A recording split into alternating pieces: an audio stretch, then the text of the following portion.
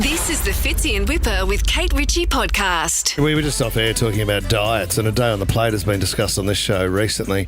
Too, there's a new one here. How is your diet at the moment, Lace? You know, well, you've promised me breakfast, so I don't know how today's going to go. Okay. But no, good. Most of the time it's good.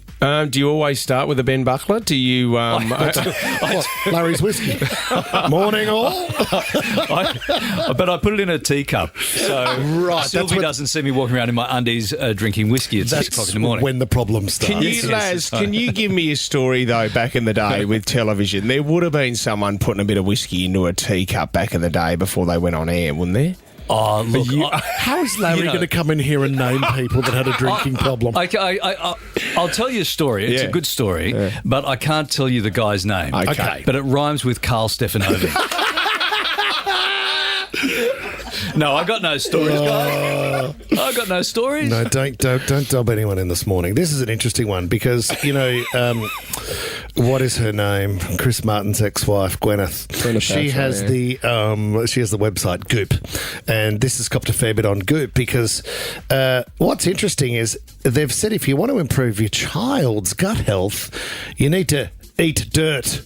There's a new one, guys. A teaspoon of organic biodynamic soil has more microorganisms in it for humans on Earth. I've read that well. They're saying when a baby chews down on dirt and mud, as they do in the backyard, it is fantastic for their gut health. They're known as crunches. Is this true? And you know what? And it's the reaction that you get from when your kids go to daycare and they come home crook. And I always love the people that go, no, that's good for you, because they're becoming immune. So eating dirt and all that kind of stuff. I caught my son when he was a baby. Eating what? He was eating a half-smoked durry that was put out on the ground. It was in his... I could see the nicotine in his mouth. James. Had he half-smoked it and put it out? So you walked in on him on the playground, did you?